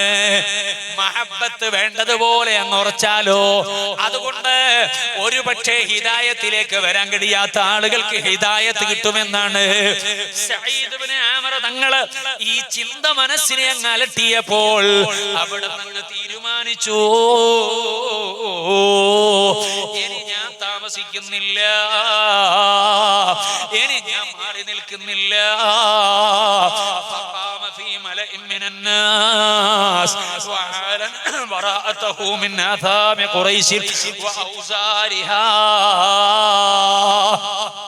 എഴുന്നേറ്റ് നിന്നിട്ട് ആ നാട്ടിലുള്ള എല്ലാവരുടെ മുന്നിലും എഴുന്നേറ്റ് നിന്നിട്ട് പരസ്യമായി അങ്ങ് പ്രഖ്യാപിക്കുകയാണ്, ഖുറൈശികളെ, ഇനി നിങ്ങളെ വിഗ്രഹമായിട്ട് എനിക്ക് യാതൊരു ബന്ധവുമില്ല, ഞാൻ അതിന്റെ ആളല്ല. അവിടെ ഉണ്ടായിരുന്ന അദ്ദേഹത്തിന്റെ ആധിപത്യത്തിൽ ഉണ്ടായിരുന്ന പിന്നെ ബിംബങ്ങളെയും അതേപോലെ തന്നെ വിഗ്രഹങ്ങളെയും എല്ലാം ആ സമയത്ത് സഈദ് ഇബ്നു ആമിർ എന്നവരെടുത്തങ്ങ് മാറ്റി വലിച്ചെറിഞ്ഞു കളഞ്ഞു. തൗഹീദിന്റെ വഴിയിലേക്ക് മഹാനവറുകളങ്ങ് കടന്നു വന്നു. അതേ ആ നിസ്കാരം കണ്ടാസ്വദിച്ച അനുഭവങ്ങളാണ്, മഹബത്തിന്റെ പ്രകടനത്തിന്റെ അനുഭവമാണ്. അത് മറ്റൊരാൾക്ക് ഹിദായത്തിന്റെ വഴി തുറക്കുകയാണ്. ഇതല്ലേ നമുക്കിതിൽ നിന്ന് മനസ്സിലാകുന്നത്. മുഅ്മിനീങ്ങളെ, ഞാൻ എങ്ങനെയാണ് ഇവിടെ എത്തിയത്? നിസ്കാരത്തെ കുറിച്ച് പറഞ്ഞിട്ടാണ്. മുഅ്മിനീങ്ങളെ, നിസ്കാരത്തിന് വലിയ സ്വാധീനമാണ്. എതിരാളികളെ മനസ്സിൽ പോലും സ്വാധീനം ഉണ്ടാക്കും. അതുകൊണ്ടല്ലേ ഖലീലുല്ലാഹി ഇബ്രാഹിം അലൈഹിസ്സലാത്തു വസ്സലാം ആ മഹാനവറുകളെ ജീവിക്കുന്ന കാലത്ത് നമ്രൂദ് ധിക്കാരിയല്ലയോ? ഇബ്രാഹിം നബി അലൈഹിസ്സലാത്തു വസ്സലാമിന്റെ ഭാര്യ സാറാ ബീവി നല്ല സൗന്ദര്യമുള്ള സ്ത്രീയാണ്. ആ സ്ത്രീയെ കുറിച്ച് അതേ രാജാവ് അറിഞ്ഞപ്പോ, അങ്ങനെ അത്രയും സൗന്ദര്യമുള്ള പെണ്ണിനെ എനിക്ക് ഉപയോഗിക്കണം എന്നുള്ള ചിന്തയാണ്. ആ ചിന്തയിൽ സൈന്യത്തെ അയക്കുകയാണ്. ഇബ്രാഹിം നബിയുടെ കയ്യിൽ സൈന്യമില്ലല്ലോ, സംവിധാനങ്ങളില്ലല്ലോ, ഒന്നുമില്ലല്ലോ. അങ്ങനെയല്ലേ അവിടുത്തെ അവസ്ഥ? ആ സമയത്ത് തന്റെ ഭാര്യയെയും അതാ ബലാത്കാരമായി പിടിച്ചിട്ട് ആ സൈനിക നേതാക്കൾ കൊണ്ടുപോകുമ്പോ നിസ്സഹായനായി നോക്കി നിൽക്കാനേ കഴിഞ്ഞുള്ളൂ. പക്ഷേ മഹാനായ ഖലീലുല്ലാഹി ഇബ്രാഹിം അലൈഹിസ്സലാത്തു വസ്സലാം എന്തു ചെയ്തു? ഉടനെ 2 റക്അത്ത് നിസ്കാരത്തിലേക്ക് അങ്ങ് നിന്നു. ആ നിസ്കാരം കൊണ്ട് എന്റെ ഭാര്യ അങ്ങ് രക്ഷപ്പെടണമെന്നാണ്. ഭാര്യക്ക് സംഭവിച്ച ഈ മുസീബത്തിൽ നിന്ന് ഈ നിസ്കാരം സബബായി സലാമത്താകണം. അമലുകൾ തവസ്സുലാകും, അമലുകൾ അതാ മുസീബത്തുകളിൽ നിന്ന് സലാമത്തിന് സബബാകും. അതുകൂടെയാണ് ഇതിൽ നിന്ന് നമ്മൾ മനസ്സിലാക്കേണ്ടത്. ഇബ്രാഹിം നബി അലൈഹിസ്സലാത്തു വസ്സലാം നിസ്കാരത്തിൽ അങ്ങ് നിന്നു. ഭംഗിയായി റബ്ബിനോട് അവന്റെ മുന്നിൽ മുനാജാത്ത് നടത്തി അങ്ങ് നിന്നപ്പോ ഈ ഭാര്യയെയും കൊണ്ടുപോയ ആളുകൾ ഭരണാധികാരിയുടെ മുന്നിൽ വെച്ചപ്പോ ഭരണാധികാരിക്ക് കടന്നൊന്ന് പിടിക്കണം എന്ന ആഗ്രഹം. അങ്ങനെ ആഗ്രഹിച്ച് അടുത്തേക്ക് ഇങ്ങ് വരുമ്പോ സുബ്ഹാനല്ലാഹ്, ആ സ്ത്രീയുടെ ഭാഗത്തു നിന്ന് തീത്തുപ്പുന്ന സർപ്പങ്ങളാണ്, വല്ലാതെ ഭീതിപ്പെടുത്തുന്ന പ്രതികരണങ്ങളാണ്. ഉടനെ ചോദിച്ചു, നിങ്ങൾ കൊണ്ടുവന്നത് മനുഷ്യപ്പെണ്ണിനെയാണോ അല്ലെങ്കിൽ പിശാചിനെയാണോ എന്ന് ചോദിച്ചു രാജാവ്. ഞങ്ങൾ ഇബ്രാഹിം നബിയുടെ ഭാര്യയെ തന്നെയാണ് കൊണ്ടുവന്നത്. അവസാനം ആ ശരീരത്തിലൊന്ന് സ്പർശിക്കാൻ പോലും അവസരം ലഭിക്കാതെ നിങ്ങൾ ഈ പെണ്ണിനെ വേഗം കൊണ്ടുപോയിട്ടോളൂ എന്ന് സൈന്യത്തിനോട് നിർദ്ദേശം കൊടുത്ത് അതേ രാജാവ് മാറി നിന്നില്ലേ? രക്ഷപ്പെടുത്തിയ ആയുധം എന്താണ്? ഇബ്രാഹിം നബി അലൈഹിസ്സലാത്തു വസ്സലാം പ്രയോഗിച്ചത് ഒറ്റ ആയുധമാണ്, അസ്സലാ, നിസ്കാരം. നിസ്കാരമാണ്, നിസ്കാരമാണ്. അതുകൊണ്ട് വലിയ സ്വാധീനമാണ്. എത്ര വലിയ ധിക്കാരിയുടെ മനസ്സും ആ നിസ്കാരം കൊണ്ട് കൈകാര്യം ചെയ്യാൻ പറ്റും. അതുകൊണ്ടാണ് ആ നിസ്കാരം റബ്ബിന്റെ മുന്നിലുള്ള വലിയ അമലാണ്. ഒറ്റ ചെറുപ്പക്കാരും അത് ഖളാ ആക്കരുത്, ഒറ്റ പെങ്ങന്മാരും അത് ഖളാ ആക്കരുത്. പുരുഷന്മാരൊക്കെ അത് ജമാഅത്തായിട്ട് തന്നെ പരമാവധി നിസ്കരിക്കാൻ വേണ്ടി ശ്രമിക്കേണ്ടതുണ്ട്. ഫർദ് നിസ്കാരത്തിന് പുറമേ നമ്മൾ സുന്നത്തായ നിസ്കാരങ്ങളും വർദ്ധിപ്പിക്കേണ്ടതുണ്ട്. പറ്റിയ കാലമാണ് വരുന്നത്. റമദാനിൽ ഒരുപാട് ഹസനാത്തുകൾ വർദ്ധിപ്പിക്കാൻ പറ്റിയ കാലമാണ്. പിശാചിനെ ചങ്ങലക്കിടുന്ന കാലമാണ്. ആ കാലത്ത് നമ്മൾ ചില ശീലങ്ങൾ ഉണ്ടാക്കിയാൽ അതങ്ങനെ തന്നെ അങ്ങ് തുടരാൻ സൗകര്യപ്പെടുമല്ലോ. അതുകൊണ്ട് ഇന്നത്തെ ദിവസം മുതൽ റമദാൻ ആകാൻ കാത്തിക്കണ്ട. ചില ആളുകൾ എങ്ങനെയാണ്, റമദാൻ വരട്ടെ, റമദാൻ വരട്ടെ, റമദാൻ വരട്ടെ എന്ന് വെച്ച് കാത്തു നിന്നിട്ട് കാര്യമില്ല. ചിലപ്പോ നമുക്ക് റമദാൻ എത്തിക്കൊള്ളണം എന്നില്ല, ചിലപ്പോൾ നമ്മൾ റമദാനിൽ എത്തിക്കൊള്ളണമെന്നില്ല. സുബ്ഹാനല്ലാഹ്, ഞാൻ ആ മുഖത്തിൽ ദുആ ചെയ്തില്ലേ ഹാഫിദ് മസൂദ് സഖാഫിക്ക് വേണ്ടി സിറാജുൽ ഹുദയുടെ കീഴിൽ പാറക്കടവിൽ റമദാൻ പ്രഭാഷണത്തിന്, ഖുർആൻ പ്രഭാഷണത്തിന് ആ അതേ മസൂദ് സഖാഫിയെ ബുക്ക് ചെയ്ത് ഡേറ്റ് ഏൽപ്പിച്ചതാണ്. റമദാനിൽ സന്തോഷത്തോടെ അദ്ദേഹത്തിന്റെ ഖുർആൻ പ്രഭാഷണം കേൾക്കണമെന്ന് വിചാരിച്ചിട്ട്. പക്ഷേ ആ പണ്ഡിതൻ റമദാനെത്താൻ കാത്തു നിന്നോ? ഇല്ല. ഇന്ന് കർണാടകയിൽ വയല് പറയേണ്ടതാണ്. പക്ഷേ ആ വയലിന്റെ മജ്‌ലിസിലേക്ക് വന്നോ? ഇല്ല, ഇല്ല. മുഅ്മിനീങ്ങളെ ഖൽബിലെ ഹിദായത്തിന് വഴി തുറക്കാനും നന്മയുടെ ചിന്തയുണ്ടാക്കാനും തന്റെ ആയുസ്സിൽ പ്രധാനപ്പെട്ട ഒരു ഭാഗത്തെ ചെലവഴിച്ച് അതിന്റെ ഉപദേശങ്ങൾ നൽകിയിട്ട് ജീവിച്ചു പോയ, അതിലായി നിരന്തരമായി മുന്നോട്ട് പോകുമ്പോ നാളെ എനിക്ക് പരിപാടിക്ക് പോകാമെന്ന് വിചാരിച്ചിട്ടാണ് ഡേറ്റ് കൊടുത്തത്. ഈ റമദാനിൽ ഖുർആൻ പ്രഭാഷണം നടത്താമെന്ന ധാരണയിലാണ് ഡേറ്റ് കൊടുത്തത്. പക്ഷേ റബ്ബിന്റെ തീരുമാനം വന്നാൽ ഒരു നിവൃത്തിയുമില്ലല്ലോ. വലൻ യുഅഖിറല്ലാഹു നഫ്സൻ ഇദാ ജാഅ അജലുഹാ. രാത്രി വഴലും കഴിഞ്ഞ് പാതിരാത്രിയിൽ വീട്ടിലേക്ക് എത്തിയിട്ട് ഒന്ന് വിശ്രമിച്ച് എഴുന്നേൽക്കുമ്പോഴേക്ക് ദേഹാസ്വസ്ഥം വന്നിട്ട് അതേ ആ സമയത്തു തന്നെ സുബഹിയുടെ സമയത്ത് റബ്ബിന്റെ റഹ്മത്തിലേക്ക് അവന്റെ ഖളാ പ്രകാരം തിരിച്ചു നടക്കുമ്പോ ഭാര്യക്ക് പിടിച്ചു വെക്കാൻ പറ്റിയോ? ശിഷ്യന്മാർക്ക് പിടിച്ചു വെക്കാൻ പറ്റിയോ? മക്കൾക്ക് പിടിച്ചു വെക്കാൻ പറ്റിയോ? അയൽക്കാർക്ക് പിടിച്ചു വെക്കാൻ പറ്റിയോ? ഇല്ലല്ലോ. ഒരു സെക്കൻഡും മാറ്റി നിർത്താൻ കഴിയൂലല്ലോ. ആ നിലക്ക് കാര്യം അവസാനിക്കുമല്ലോ. ഇത് പാഠമല്ലേ? ഇന്ന് നിങ്ങളോട് വഅദ് പറയുന്ന റാഷിദിന് പാഠമല്ലേ? നമുക്ക് ഓരോരുത്തർക്കും ഇബ്റത്തല്ലയോ? അല്ലാഹു പെട്ടെന്നുള്ള മരണങ്ങളിൽ നിന്ന് നമുക്ക് സലാമത്ത് നൽകട്ടെ, കാവല് നൽകട്ടെ. അമലുകളൊന്നുമില്ലാത്ത നമുക്ക് പെട്ടെന്ന് അങ്ങ് മരിച്ചാൽ ബേജാറാണ്. മസൂദ് സഖാഫിക്ക് പ്രശ്നമില്ല. ഇൽമിന്റെ ഖിദ്മത്ത് ഒരുപാട് ചെയ്തിട്ടുണ്ട്, ഒരുപാട് നസീഹത്തുകൾ നടത്തിയിട്ടുണ്ട്.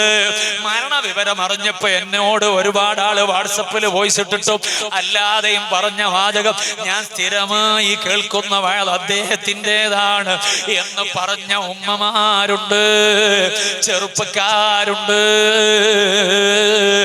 അത് ആഖിറത്തിലേക്കുള്ള വലിയ സമ്പാദ്യമാണ്. ചെറിയ പ്രായമേ ഉള്ളൂ, അധികം പ്രായമായിട്ടില്ല.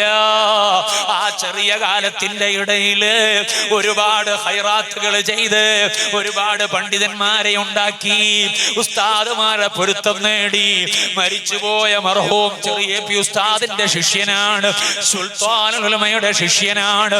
ആ ഗുരുവര്യന്മാരുടെയൊക്കെ മനസ്സറിഞ്ഞ പൊരുത്തവും സന്തോഷവും ഒക്കെ സമ്പാദിച്ച് ജീവിതകാലത്ത് തന്നെ അതിനുള്ള പ്രയോഗങ്ങൾ ഏറ്റുവാങ്ങിയിട്ട് ദീനിന്റെ ഖിദ്മത്തിലായി അങ്ങ് നിൽക്കുമ്പോ, ലോകത്ത് നിന്ന് പിരിയുമ്പോ അത് സമാധാനമാണല്ലോ, സന്തോഷമാണല്ലോ.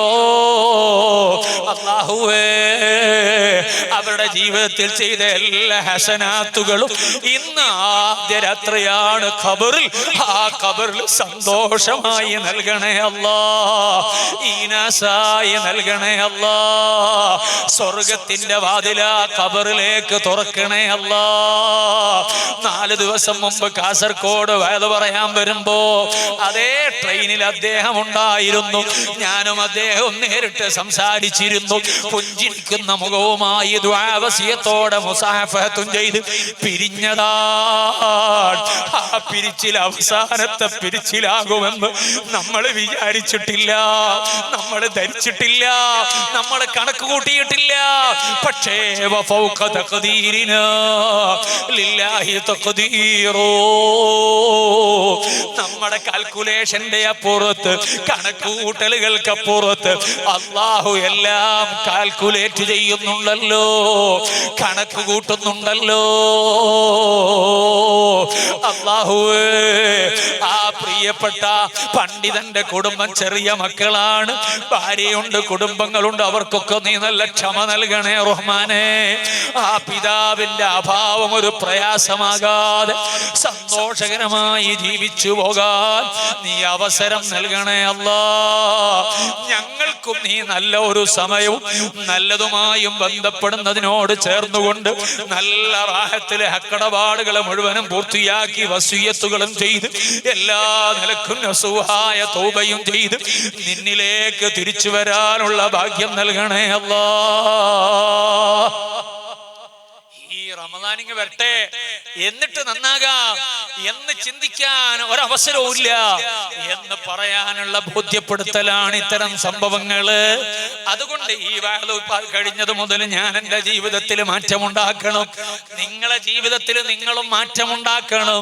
എന്നിട്ട് നമ്മുടെ ജീവിതത്തിൽ നാളത്തെ പകല് മുതല് നമുക്കൊരു ചേഞ്ച് കൊണ്ടുവന്നാൽ ഇന്ന് രാത്രി തന്നെ നമുക്കൊന്ന് എഴുന്നേറ്റ് തഹജ്ജുദ് നിസ്കരിക്കല് പതിവാക്കി തുടങ്ങാൻ തീരുമാനിച്ചാൽ ഇന്ന് നാളത്തെ പകല് മുതൽ എല്ലാ റവാത്തിബ് നിസ്കാരവും ഞാൻ കൃത്യമായി നിർവഹിക്കുമെന്ന് തീരുമാനിച്ചു തുടങ്ങിയാൽ 5 നേരത്തെ നിസ്കാരം വലിയ ബഹുമാനമുള്ളതാണ്. ആ നിസ്കാരത്തിനു ശേഷമുള്ള അദ്കാറുകളോ അത് അതേ നരകത്തിൽ നിന്ന് മോചനത്തിന് വഴി തുറക്കുന്നതാണ്. നമ്മുടെ ഹസനാത്തിന്റെ തുലാസിന് കട്ടികൂടാനുള്ള വകുപ്പുള്ളതാണ്. മുത്തുനബിയുടെ ഹദീസുകൾ അതിന്റെ ഫളായിലുകൾ പറഞ്ഞിട്ട് ഒരുപാടുണ്ട്. ഞാൻ അതിലേക്ക് ദീർഘമായി പോകുന്നില്ല. ആ നിസ്കാരത്തിനു ശേഷമുള്ള അദ്കാറുകൾ ഒന്ന് കൃത്യമായി ചെല്ലാനുള്ള പ്രതിജ്ഞ നമുക്ക് എടുക്കണം. തിരക്ക് കൂട്ടി എവിടേക്കും പോകണ്ട, തിരക്കെല്ലാം അവസാനിക്കുന്ന സമയം വരും എന്ന തോന്നലില് ആ നിസ്കാരത്തിൽ ഇരുന്ന ഇരിപ്പിൽ തന്നെ പറ്റുമോ? നിങ്ങളൊന്ന് ഇസ്തിഗ്ഫാർ 3 വട്ടം ചൊല്ലിക്കോളൂ, ആയത്തുൽ കുർസി ഒന്ന് ഓതിക്കോളൂ, അല്ലാഹുമ്മ അൻതസ്സലാമു മിൻകസ്സലാം ഒന്ന് ചൊല്ലിക്കോളൂ, അല്ലാഹുമ്മ ഇന്നി അലാ ദിക്രിക വശുക്രിക ചൊല്ലിക്കോളൂ. അല്ലാഹുമ്മ അതേ റബ്ബ് തആലയുടെ മഹത്വം പറയുന്ന അദ്കാറുകൾ മുത്തുനബി സല്ലല്ലാഹു അലൈഹി വസല്ലം തങ്ങൾ പഠിപ്പിച്ചതാണ്. അല്ലാഹുമ്മ ലാ മാനിയ ലിമാ അഅതൈത വലാ മുഅതിയ ലിമാ മനഅത വലാ റാദ്ദ ലിമാ ഖദൈത വലാ മുബദ്ദില ലിമാ ഹകംത വലാ യൻഫഉൽ ജദ്ദി മിൻകൽ ജദ്ദ്. സർവാധികാരവും അല്ലാഹുവിലാണ്. റബ്ബിന്റെ അധികാരത്തെ വാഴ്ത്തുന്ന വാചകമാണ്, അദ്കാറുകളാണ്. അത് ചെല്ലാൻ നമ്മൾ ശ്രമിച്ചോളൂ. റബ്ബിന്റെ വിശുദ്ധിയെ വാഴ്ത്തുന്ന തസ്ബീഹിന്റെ വചനം അതൊന്ന് 33 വട്ടം ചൊല്ലിക്കോളൂ. അവനെ പുകഴ്ത്തുന്ന വചനം അൽഹംദുലില്ലാഹ് 33 വട്ടം ഒന്ന് ചൊല്ലിക്കോളൂ. അവന്റെ മഹത്വം വിളിച്ചു പറയുന്ന അല്ലാഹു അക്ബർ 33 വട്ടം ചൊല്ലിക്കോളൂ. അതൊന്നും 100ആയി പൂർത്തിയാക്കാൻ തൗഹീദിന്റെ വചനമായ ലാ ഇലാഹ ഇല്ലല്ലാഹു വഹ്ദഹു ലാ ശരീക ലഹു ലഹുൽ മുൽക്കു വൽ ഹംദു യുഹ്യി വയുമീതു വഹുവ അലാ കുല്ലി ഷൈഇൻ ഖദീർ. ഈ വാചകം കൂടെ ചൊല്ലിക്കോളൂ. എത്ര വലിയ സ്ഥാനം അതുകൊണ്ട് കിട്ടും, എത്ര വലിയ മഹത്വം അതുകൊണ്ട് കിട്ടും. ജഹന്നമാകുന്ന നരകത്തിൽ നിന്നുള്ള ബറാഅത്ത് ആ ദിക്റുകൾ ചെല്ലുന്നത് കൊണ്ട് ലഭിക്കുമല്ലോ. അത്തരം കാര്യങ്ങളൊന്ന് ശ്രദ്ധയോടെ പരിഗണിച്ചാൽ ഈ സദസ്സിന്റെ കാരണമായിട്ട് പാപിയായ റാഷിദ് വഅദ് പറഞ്ഞു പോയിട്ട് എനിക്ക് എന്തെങ്കിലും ബാക്കി പത്രം ഉണ്ടാകണ്ടേ, എന്റെ ഹസനാത്തിനൊരു തുലാസിന് തൂക്കം കിട്ടണ്ടേ. ആ തൂക്കം കിട്ടുന്നതിന് ഞാൻ സ്നേഹത്തോടെ വിനയത്തോടെ എന്റെ നഫ്സിനോടും നിങ്ങളോടും സർവ ജ്യേഷ്ഠാനുജന്മാരോടും ഉമ്മ പെങ്ങന്മാരോടും വസിയ്യത്തായി പറയുന്നു, റമദാനാകാൻ കാത്തു നിൽക്കാതെ നമ്മളിപ്പോ ജീവിച്ചുകൊണ്ടിരിക്കുന്ന പകലും രാത്രികളുമില്ലേ, ആ പകലും രാത്രികളിലും തന്നെ നമുക്ക് വളരെ എളുപ്പമായി ചെയ്യാവുന്ന ഹസനാത്തുകളൊന്ന് വർദ്ധിപ്പിക്കണേ. നിസ്കാരത്തിനു ശേഷം നിസ്കാരവും നിസ്കാരത്തിനു ശേഷമുള്ള അദ്കാറുകളും, അതേ റബ്ബ് ഏറ്റവും സ്വീകരിക്കുന്ന ദുആ ഏതാണ്? രണ്ട് ദുആ, രണ്ട് സമയത്തുള്ള ദുആ അല്ലയോ? അല്ലാഹു കബൂൽ ചെയ്യുന്ന ദുആകളിൽ ഏറ്റവും സ്വീകാര്യതയ്ക്ക് സാധ്യതയുള്ള ദുആ രണ്ട് സമയത്തുള്ള ദുആ ആണ്. അതൊന്ന് ഇൻദുബരി കുല്ലി സ്വലാ, എല്ലാ ഫർള് നിസ്കാരത്തിനും ശേഷം റബ്ബിനോട് വല്ലതും ചോദിച്ചാൽ ആ ചോദിക്കുന്നതിന് ഇജാബത്തുണ്ട്. ആ ദുആ ആണ് ഇജാബത്തിന് വലിയ സാധ്യതയുള്ള ഒരു ദുആ. രണ്ടാമത്തെ ദുആ അതേ ഫീ ജൗഫിൽ ലൈൽ, രാത്രി പാതിരാ സമയത്ത് തഹജ്ജുദ് നിസ്കരിച്ചിട്ട് റബ്ബിന്റെ മുന്നിൽ വിനയാന്യുതനായി ഇരുന്നിട്ട് പടച്ച റബ്ബിലേക്ക് കൽബ് തിരിച്ചിട്ട് നിങ്ങളൊന്ന് ചോദിക്കുമോ? നിങ്ങൾ ആവശ്യങ്ങൾ ഉന്നയിക്കുമോ? ആ ചോദ്യത്തെ റബ്ബ് തട്ടൂല, വെറുതെ ആക്കൂല. ആ ദുആക്ക് ഇജാബത്തുണ്ട് കേട്ടോ. ഹറാമുകൾ ഒരുപാട് ചെയ്തു പോയവരല്ലേ നമ്മള്? കണ്ണുകൊണ്ട് ഹറാമ് കണ്ടിട്ടില്ലയോ? നാക്കുകൊണ്ട് ഗൈബത്തും നമീമത്തും ഫിത്നയും ഫസാദും പറഞ്ഞ് ഹറാമ് ചെയ്തിട്ടില്ലയോ? ചിലപ്പോൾ ഹറാമ് രുചിച്ചു പോയവരില്ലയോ? ഹറാമ് കേട്ടുപോയവരില്ലയോ? ഹറാമ് പിടിച്ചു പോയവരില്ലയോ? ഹറാമ് ചിന്തിച്ചു പോയവരില്ലയോ? ശരീരത്തിലെ പല അവയവങ്ങളെ കൊണ്ടും പടച്ച റബ്ബ് പൊരുത്തപ്പെടാത്ത പല കാര്യങ്ങളും അറിയാതെ സംഭവിച്ചു പോയവരല്ലയോ? ഇതെല്ലാം ഒന്ന് കഴുകി വൃത്തിയാക്കണ്ടേ? റമദാനായിട്ട് വൃത്തിയായാൽ മതിയോ? പോരാ പോരാ. റമദാന് വലിയ ദറജയുള്ള മാസമാണ്, വലിയ ഫളലുള്ള മാസമാണ്, വലിയ സമ്പാദ്യം കൊയ്യാനുള്ള മാസമാണ്. ആ മാസത്തിൽ പിശാചിന്റെ സ്വാധീനം ലവലേശമില്ലാതെ നമ്മുടെ കൽബൊന്ന് മുക്തമായാലോ, റമദാനിന്റെ മാസപ്പിറവി കാണുന്നത് മുതൽ നമ്മുടെ അവസ്ഥ അങ്ങ് മാറുമല്ലോ. അമലുകളിൽ ഹിർസ് വരുമല്ലോ, അത് കൂടുതൽ ചെയ്യാൻ നമുക്ക് കഴിയുമല്ലോ. അങ്ങനെ കഴിയണോ? ഖുർആൻ ഒരുപാട് ഓതണോ? തറാവീഹ് മുഷിപ്പില്ലാതെ നിസ്കരിക്കണോ? ദിക്റുകൾ ഒരുപാട് ചെല്ലണോ? സദഖ മനസ്സിന് ഇടുക്കമില്ലാതെ കൊടുക്കണോ? റമദാനിന് മുമ്പ് തന്നെ പൈശാചിക സ്വാധീനം നമ്മുടെ ശരീരത്തിൽ നിന്ന് പിഴുതുമാറ്റണം. കറപുരണ്ട കൽബിനെ കഴുകി വൃത്തിയാക്കണം. അതിന് മുഴുവനും അതാ മലിനീകരണങ്ങളെ മുഴുവനും തുടച്ചു വൃത്തിയാക്കപ്പെടണം. അതിന് ഈ വരുന്ന ചെറിയ ദിവസങ്ങൾ ഒന്ന് ഉപയോഗപ്പെടുത്തിയാൽ അങ്ങനെ കൽബൊന്നു മാറിക്കിട്ടാൻ ഏറ്റവും പറ്റിയ പണിയാണ്. പാതിരാ സമയത്ത് സുബഹിക്ക് മുമ്പ് ഒന്ന് എഴുന്നേറ്റിട്ട് വുളു എടുത്തിട്ട് 2 റക്അത്തെങ്കിലും അല്ലാഹുവിന്റെ മുന്നിൽ വിനയത്തോടെ നിസ്കരിച്ചിട്ട് ആ നിസ്കാരപ്പായിരുന്നിട്ട് പെങ്ങളെ, ഉമ്മ, ജീവിത ചെറുപ്പക്കാരാ, ജീവിതത്തിൽ ചെയ്തു പോയ തെറ്റുകുറ്റങ്ങൾ മുഴുവനും കൽബിലിങ്ങ് ആലോചിച്ചിട്ട് അസ്തഗ്ഫിറുല്ലാഹൽ അദീം, അസ്തഗ്ഫിറുല്ലാഹൽ അദീം, അസ്തഗ്ഫിറുല്ലാഹൽ അദീം. കൽബറിഞ്ഞ് റബ്ബിനോട് ആ സമയത്ത് പറഞ്ഞാൽ റബ്ബ് സ്വീകരിക്കാതിരിക്കൂല, കൽബ് വൃത്തിയാക്കി തരുമല്ലോ. ആ നിലയ്ക്കിനിയുള്ള ദിനരാത്രങ്ങള് നമ്മളെല്ലാവരും ഉപയോഗപ്പെടുത്തിയിട്ട് സ്ഫുടം ചെയ്യപ്പെട്ട കൽബോട് നമ്മൾ റമദാനിന്റെ മാസപ്പിറവി കാണുമ്പോൾ അവിടെ അൽഹംദുലില്ലാ എന്ന് പറയുമ്പോ, അവിടെ ചെല്ലേണ്ട ദിക്റ് ചെല്ലുമ്പോ അതിന് വല്ലാത്തൊരാത്മീയ സൗന്ദര്യമുണ്ട് കേട്ടോ. ആ രീതിയിൽ നമ്മുടെ ദിനരാത്രങ്ങളെ നമ്മൾ ക്രമീകരിക്കുകയും നമ്മുടെ ആത്മീയമായ കാര്യങ്ങളെ നമ്മൾ വളർത്തിയെടുക്കുകയും ചെയ്യണം.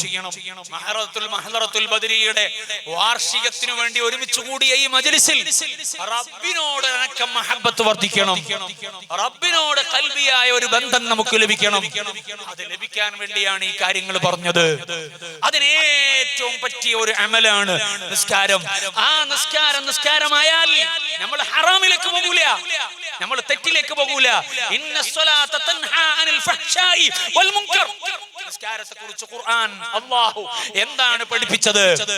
തീർച്ചയായും നിസ്കാരം തൻഹാ അനിൽ ഫഹ്ശാഇ വൽ മുൻകർ, നിങ്ങൾ ഹറാമുകളിൽ നിന്നും തെറ്റായ കാര്യങ്ങളിൽ നിന്നും മുൻകറായ കാര്യങ്ങളിൽ നിന്നും നിങ്ങൾക്കൊരു പരിചയ വേണമെങ്കിൽ, നിങ്ങൾക്കൊരു സംരക്ഷണം വേണമെങ്കിൽ, നിങ്ങൾക്കൊരു സുരക്ഷിതമായ കവചം വേണമെങ്കിൽ ആ കവചം ഏതാണ്? നിസ്കാരമാണ്.